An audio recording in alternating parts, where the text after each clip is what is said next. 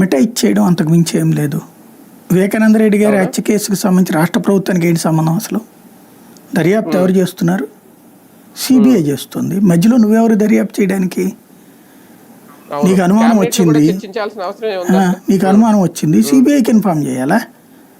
ఎవరు చెప్పాలి అసలు అనుమానం అనేది? వాళ్ళ కుటుంబ సభ్యులు చెప్పాలా?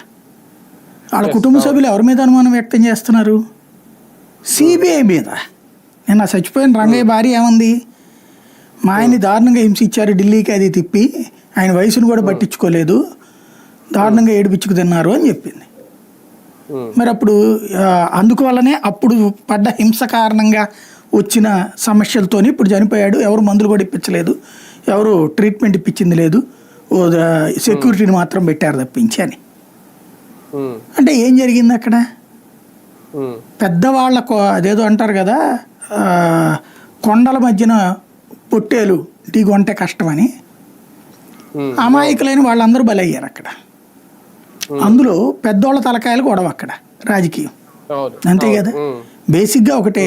ఇప్పుడు ఆ టాపిక్లన్నీ ఎక్కడికి పోయినాయి? వివేకానంద రెడ్డి జగన్ వెళ్ళిపోతాడు, అవినాష్ రెడ్డి వెళ్ళిపోతాడు. మరి సిబిఐ అవినాష్ రెడ్డిని ఎందుకు అరెస్ట్ చేయలేదు? దేనిట్లో అరెస్ట్ చేసింది అవినాష్ రెడ్డిని? సాక్ష్యాల తారుమారు.